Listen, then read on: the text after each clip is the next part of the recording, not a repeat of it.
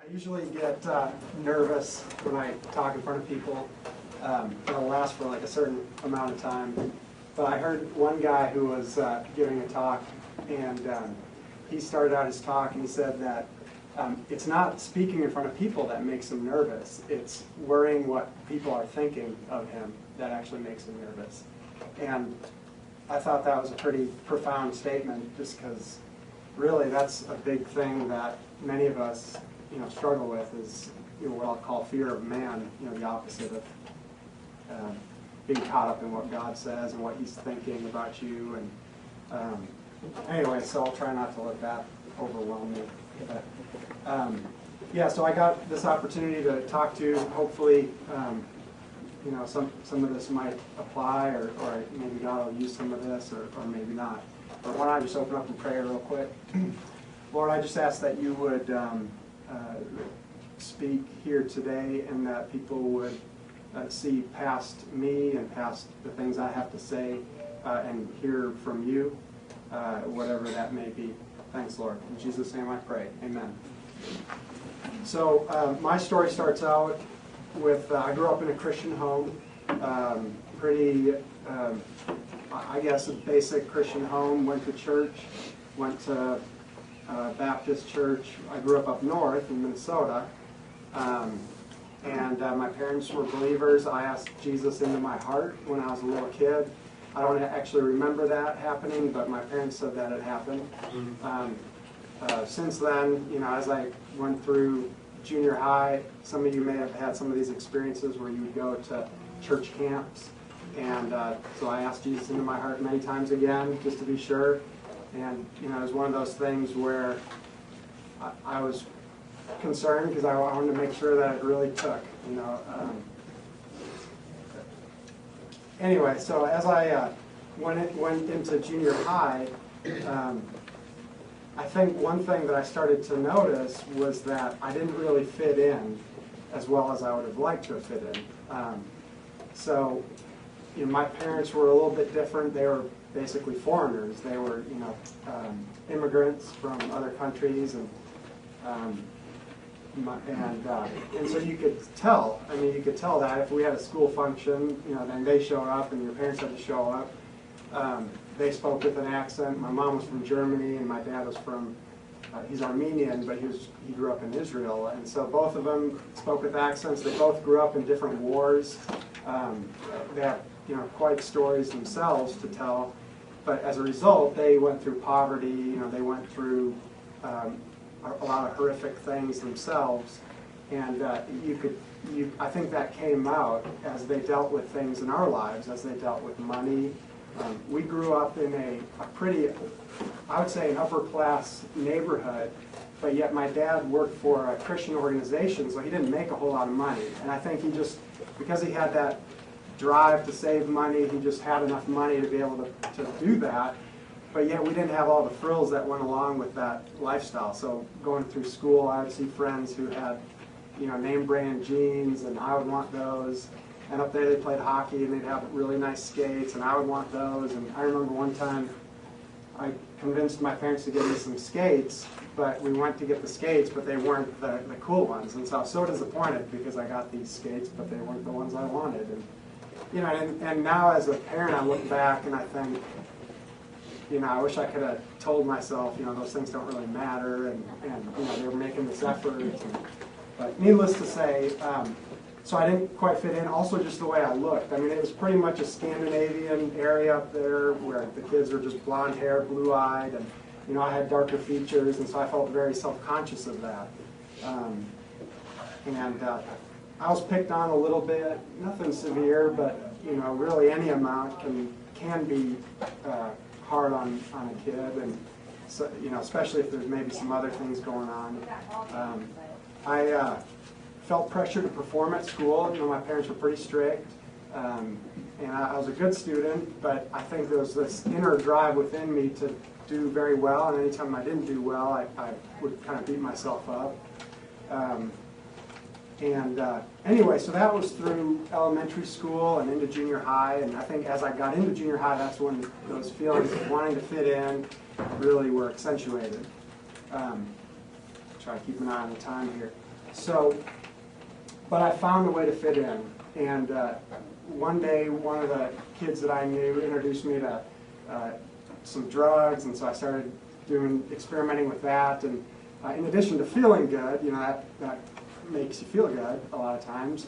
It also, the really cool thing was that it let me fit right in. All of a sudden, I was in with this group that I thought were the cool kids and kind of the rebels, and so that was wonderful. And it also relieved a bunch of pressure, that internal pressure I felt to perform and to do good academically and really also spiritually, to obey and to do right. It kind of all just sort of drifted to the side as I would get high and as I would just allow myself to feel this relief and this just kind of releasing that pressure. So I embraced that lifestyle. So it was no longer experimenting. It was good. I mean, I thought it was a good thing, and I loved it, and I loved everything about it. And so I did more and more. I got into heavier drugs and that whole lifestyle, sex and drinking and partying, and so then, but eventually things started going downhill from there. So that lasted for a few years, and then obviously my grades started suffering because I didn't really care about school anymore because that pressure was gone, and the way the pressure was gone was I didn't do the work, at least not, just barely enough to get by. My relationships started getting worse. A lot of the friends that I had, those relationships deteriorated. Relationships with my family deteriorated. So I started seeing that things started getting bad. Then it started getting even worse. So then it got to the point where my parents, being strict and everything, they tried to hold on to me, and I tried to resist. And that combination of them being really strict and me just wanting and craving that freedom internally and externally, finally it just came to a head, and I ran away from home, and I thought, I'm done with this. And that happened several times. So a couple times it was just for a few days here and there, and then a couple times a little bit longer, and then one time, the last time was like a month. And so during that period of time, I ended up running out of money and running out of places to stay. I'd stay with a few friends that I knew, and then I started staying with people a friend of a friend, and then pretty soon I didn't have any money, I didn't have any place to stay, so I was like a homeless person, I mean, pretty much. Living in downtown Minneapolis, and so that was kind of, and during that time, that was really the height or the depth of things getting bad.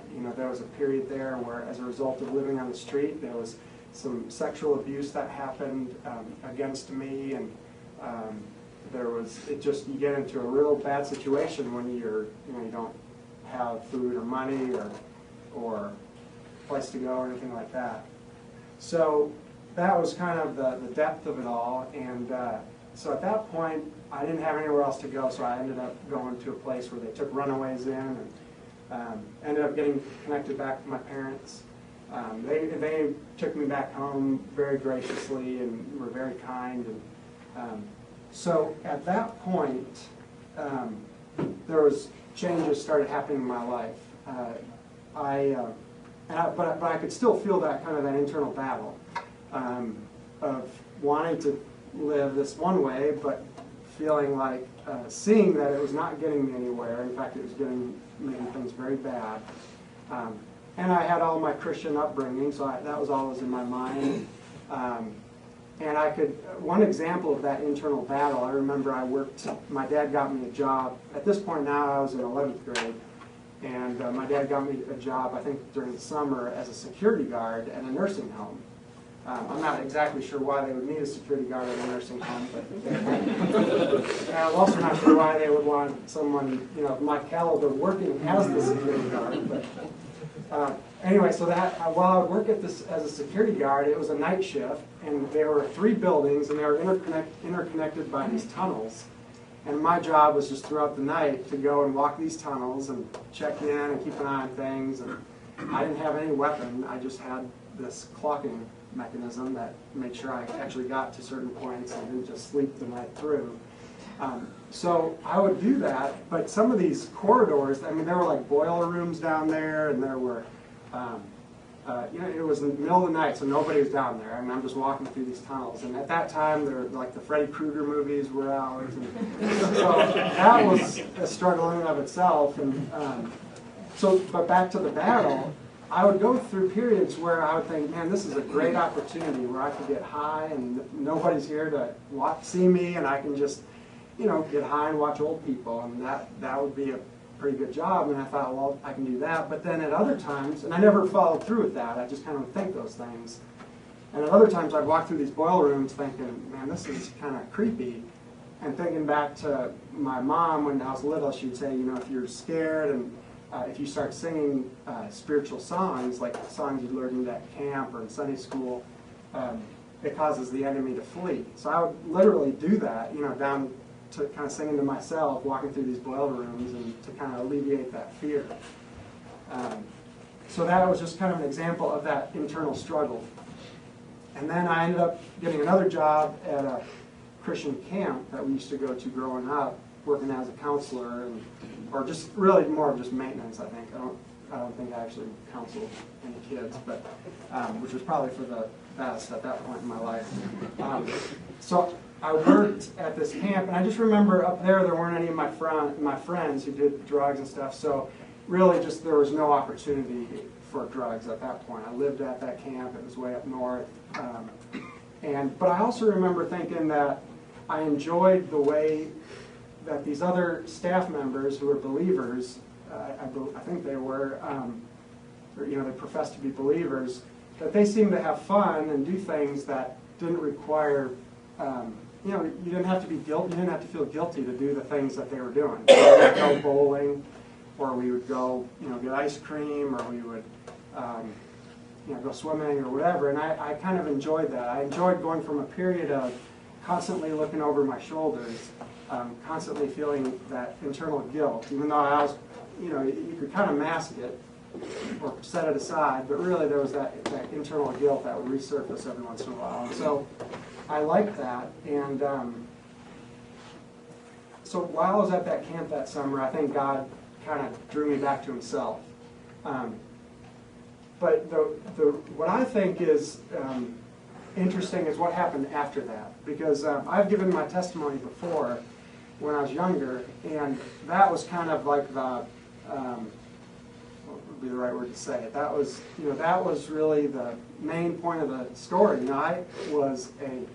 I wandered from God. I look at how bad things got, and then God got a hold of me, and now here I am, the shining example of what God can do to change a life, and that's the end of the story. And good luck with your journey, and that's my story.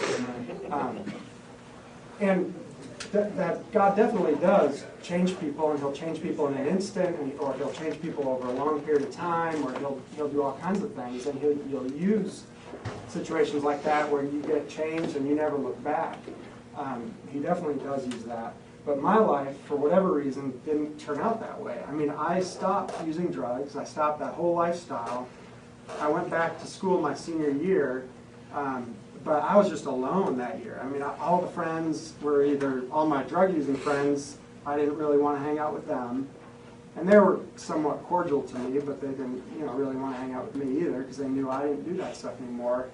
And all the other friends, the other kids, they already, by their senior year, had their groups and their cliques and their, whatever. And I wasn't super outgoing, so I didn't really reach out probably as much as I could have. So that year, I just kind of was a loner, really, that senior year. And then I went to a Christian college. After that, I went to a Bible college, and I went there I thought, well, maybe I'll, keep down this track. But one thing I noticed was that it started really that senior year, and it lasted into college and beyond, that I really struggled with guilt, with worry, with fear, and with shame, and with depression. At that time, I didn't think it was depression, because when I thought of depression, I thought of kind of maybe the stereotypical thing where you're in a fetal position, curled up in bed, and you can't get out of bed because you're so depressed. And that does happen. But for me, it wasn't that way. It was more of a kind of a low-level depression that, I could, for the most part, still get up, go to work. I could do the things I needed to do. I could perform at school. I could get good grades. I could function socially, but I just really wasn't very happy. And it was also circumstantial. So if things were going well in my life, I felt better. And if things were not going well, I felt worse. So that made me think, it caused me not to think it was depression. I really didn't even think about the word depression. It just never even crossed my mind. But I think it made me think, well, it's my circumstances. And the Bible talks about having, I can't think of the verse, but, that we should have joy in our struggles and stuff like that. And so I thought, well, surely I'm not doing something quite right. Because, I have struggles and I don't have joy in those, that's for sure. And even when I don't have struggles, I kind of struggle too. So I honestly thought the root of it was that I wasn't doing something quite right. And it wasn't like I was living with any serious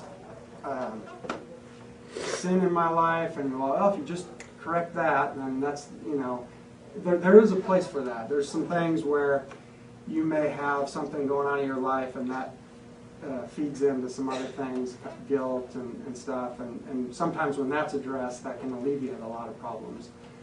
But that really wasn't the case. I was trying to do everything right for the most part. I was reading my Bible, praying, doing everything I was taught to do.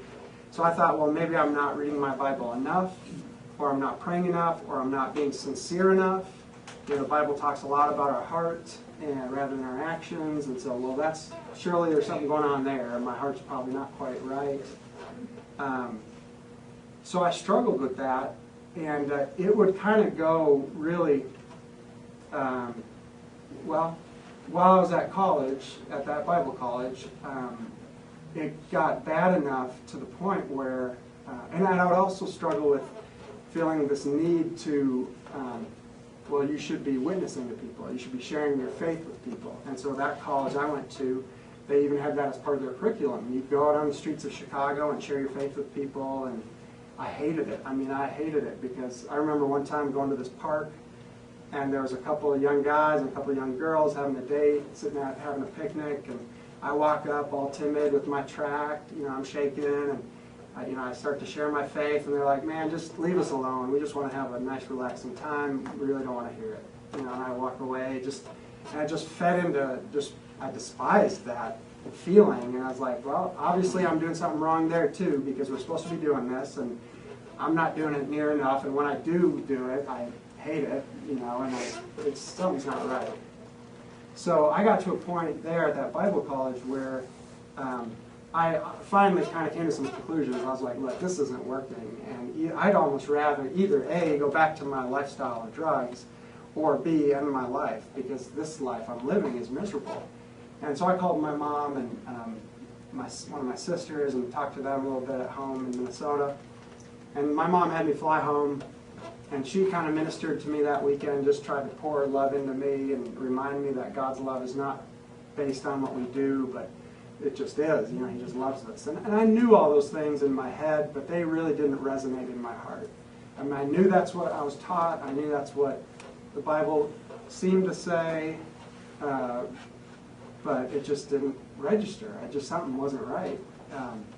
But nevertheless, I felt encouraged, went back to school, finished up that year, and that really started, from that point on, I'm going to fast forward now. For the next 10 years or so, I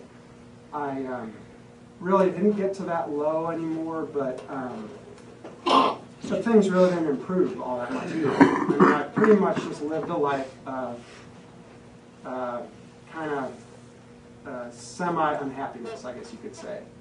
And so over the next 10, 12 years or whatever, I transferred to a different school. I got, I ended up moving down to Texas, got married, changed careers a couple times. One of those careers was here at Kelpro. I passed on through this, in my journey, and worked here for about a year or so.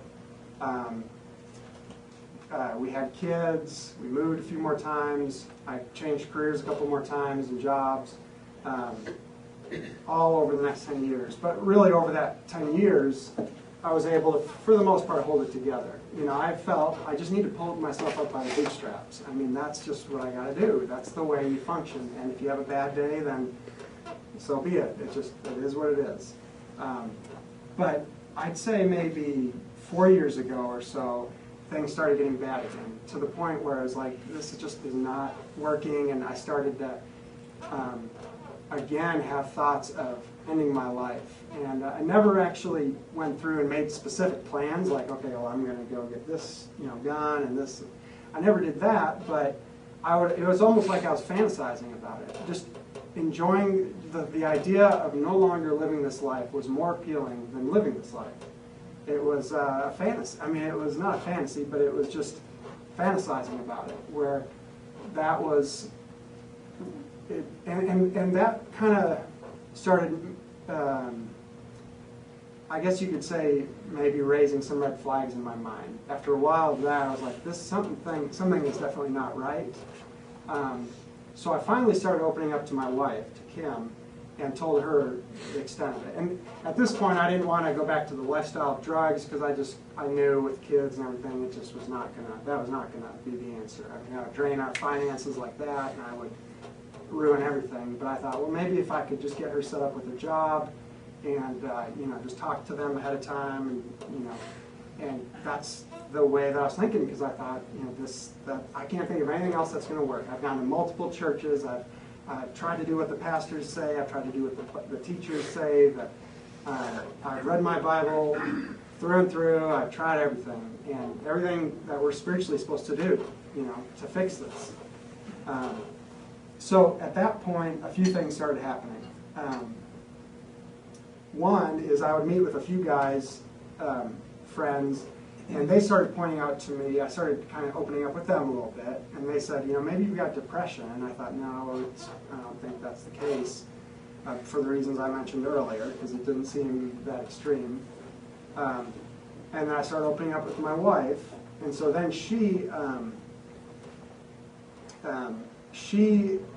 did a couple things. She had me read a couple books that she'd heard about. She started doing some research on her end, on her own.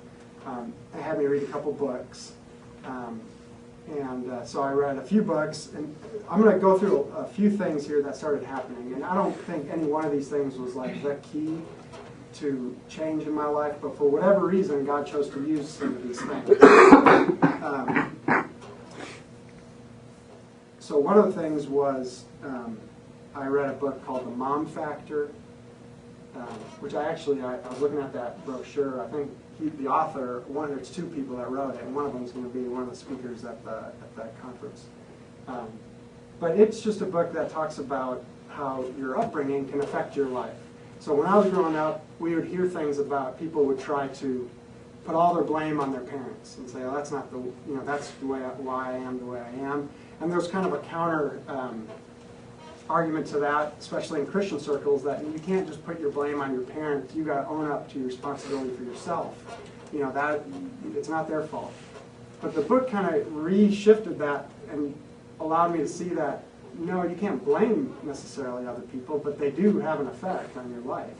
And there's a reason. And it would start listing out things, and I was like, yeah, that's me, that's me. And, I also read a couple other books. I read a book called The Wounded Heart, which started to address the abuse in my life.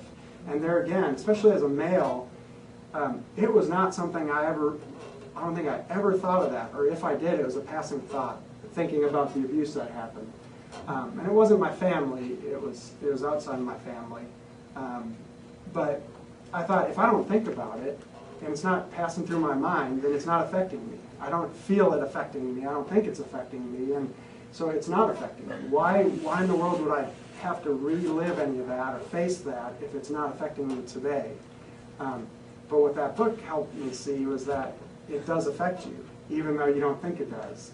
And it applies to guys and girls, but I know for guys, that's a very hard thing to do for many guys, is to actually face some of the things that happen. It also highlighted the fact that abuse isn't always the typical, stereotypical abuse you think of, like maybe when you read a book or see a movie. A lot of it can be more subtle forms. There's different forms of abuse. There's forms, different levels of it, sexual abuse, or within that, there's a spectrum there. There's emotional abuse. There's physical abuse. There's a lot. I read another book called, I can't remember what it is, but it really was more almost like a fantasy type book about God and the shack. That's what it was. And there's a lot of things in there. In my opinion, you don't read it as, well, this is an actual portrayal of the way God is. But what it did do is kind of open my imagination to the fact that God is not this stale, distant God, that he is very much an interactive God that wants to be working with you and interacting with you. And I would say at a knowledge level, I knew that, but in my heart, I don't think I knew that. I didn't live it out. I know that. I didn't feel that. I also started seeing a counselor. I started going to a recovery program at this church down there in Texas. So my wife did some searching on that, found a church that had a recovery program. And what that means is it's not necessarily just drugs and alcohol type recovery. It's a place where people will go for many different things, whether it's just life issues, whether it's depression, whether it's abuse, drugs, alcohol, addictions, porn addictions, spending money addictions, eating addictions, all kinds of stuff. And but what really helped me go into this group was not this pastor speaking these great, profound truths.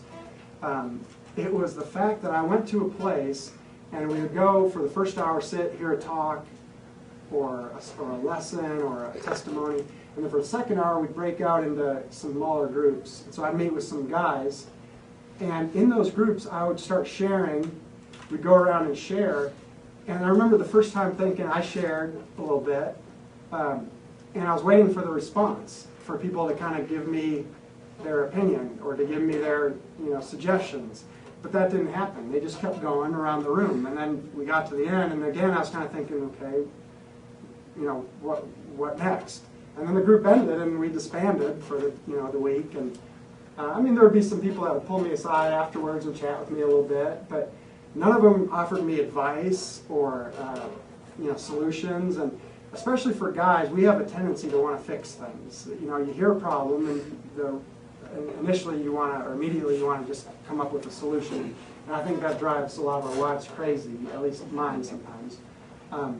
But here in this thing, that's what I was expecting. And I thought, well, what good is this group going to do me if I come in here and I chat and talk and then I leave?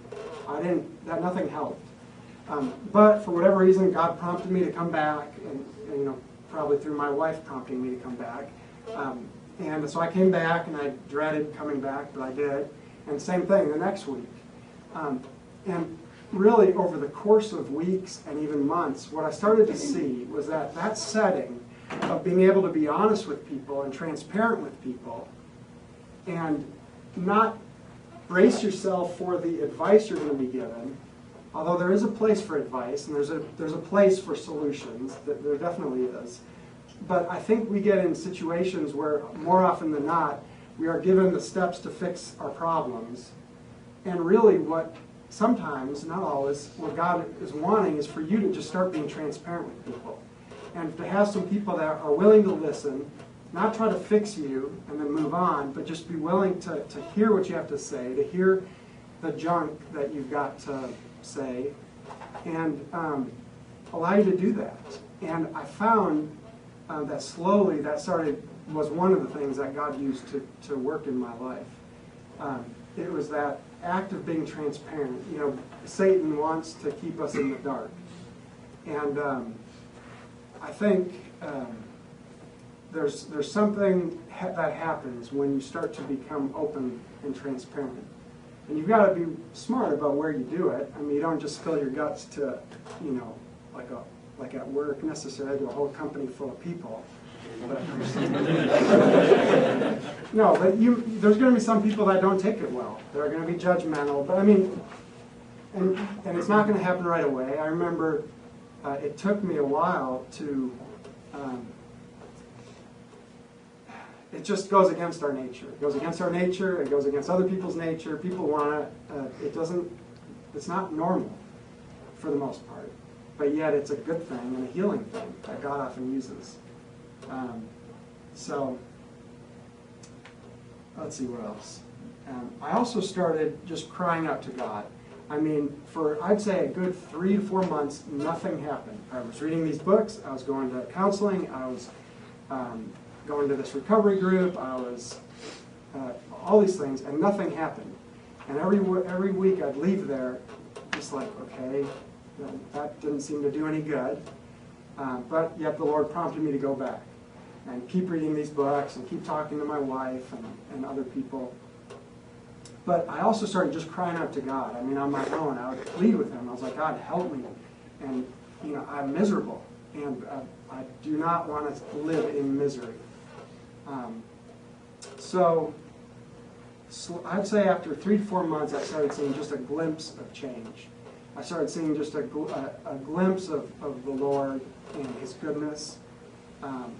Started feeling a little bit of hope.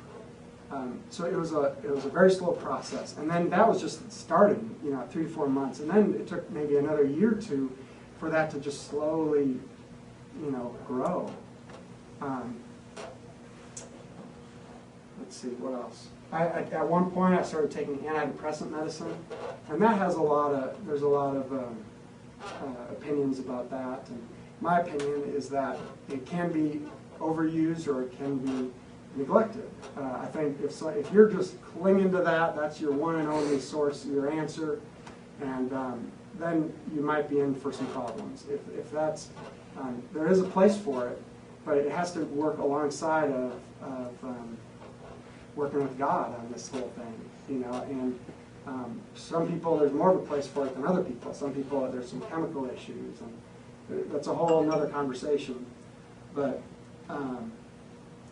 like I said, my opinion is that if it's used in conjunction with all the other things God wants to be doing in your life, it can be a good thing.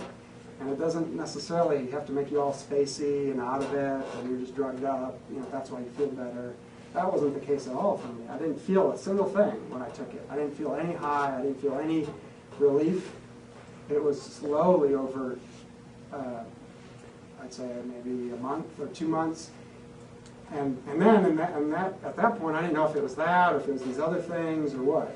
So, and I've gone through both, using it and not using it. So,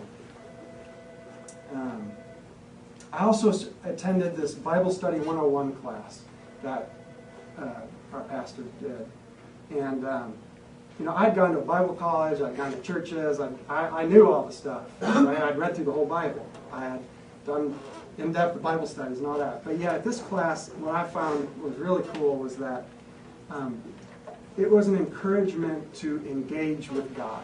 And what I mean by that is if you're reading the Bible or you're praying and you're not engaging with God and actually connecting with Him, I don't know if there's that much of a point to reading the Bible and praying. Sure, it'll help keep you out of trouble if you obey the things the Bible say, but there's a number of religions that will do that. I mean, teach you to basically do right, be moral, act right, and that'll keep you out of a lot of trouble in this world. But if you want to go beyond that, you need to actually meet with God. So, I mean, before you spend that time with Him reading the Bible or praying, ask Him, say, God, meet me. And I'm not necessarily advocating you have to feel a certain way, because there's many, many times, most of the time, where I don't feel really like I'm connecting with God, and yet I still go through that exercise. But if you're never engaging with God, you got to ask yourself, why? And it may be that, well, there could be a number of reasons, but for me, I just know that I didn't want to spend my time, waste my time reading the Bible or praying if I wasn't actually going to meet with Him. And, plead with Him that God, meet me here and speak to me and engage with me. So that class kind of highlighted that. It was just really a real basic how to read the Bible. Just, read a chapter or two, highlight something that stands out to you, maybe journal about it, and then talk to God about it. But you got to meet with him. I mean, otherwise don't do it.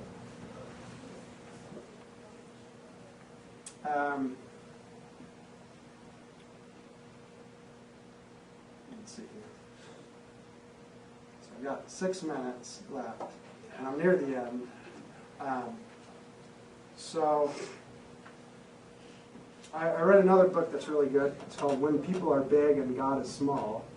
And it kind of touches on that first thing I mentioned, how most of us fear man a lot more than we fear God. Whether it's as a parent and how our kids perform on the sport, playing sports, and how that reflects on us.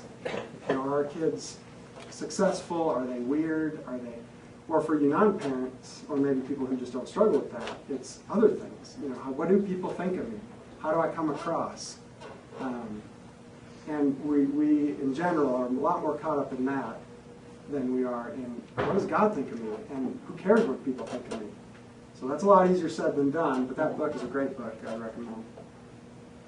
So another thing I learned was to try not to put creation above the Creator. And we all tend to do that, and it kind of goes along with being close-handed on things. We may have a good thing in our life, and we, by our nature, are going to grasp that thing tight, whether it's success or money or whatever. To live open-handed. God's given us those good things, and He can take it away. But if we're relying on those things, on creation, whatever creation, not necessarily, anything. I don't just mean trees creation. I mean anything other than God. If that is our source of whatever, happiness, contentment, it doesn't mean those things can't make you happy, but I know for me, I would try to, when I stopped using drugs, I started trying to self-medicate through more moral things, like watching movies, reading novels, spending money. It makes you feel good when you buy something, at least does me. Eating. And some of us struggle with some of these things more than others. I've tried to walk in step with the Spirit, to sense His presence throughout the day. I guess, and then build community, and this takes a lot of effort. And I don't mean just show up at church and hear the sermon, or go on the next step and go to a Sunday school class and kind of chat at a surface level about how things are going. Sure, yeah, I struggled with this or that. I mean, get down to the nitty-gritty and find some people who you can do that with, whether it's an individual or a group of people, and that won't come easy. I can tell you this, Satan does not want you to do that. He wants you to remain in the dark. And he'll do everything he can to make that happen. And in my experience, and the experience of a lot of people, is that it goes against our nature to be transparent with people. We are afraid of what they're going to think. I'm going to leave this conversation here on my drive up to Alfalfa with Nate, and I'm going to be second-guessing the things that I said. And I'm going to be wondering, well, what are they going to think of me when I walk through the halls, after this talk? And that's the enemy. I mean, he wants that to happen. He wants us to stay in the dark. And that's one of his key techniques. So I still struggle, obviously, and we all do, but I really struggle. I have my depression kind of comes and goes. It goes in stages or waves. I hurt my back a few years ago, so then I started taking some pain medication for that. So then I was clinging to that. I was just like, something that makes me feel good. And so that filled that little void. I tried to self-medicate with meds. Impatience, anger. I get impatience. I don't want to take it out on maybe a coworker, so now I'll go home and take it out on somebody that's more vulnerable, and and act impatient with my kids or something, or my wife. So I still struggle, and I think that's important that you know that, because I have not arrived at some level. It's a journey, but anyway, that's it. Time's up. Thank you, Thomas. Thank you.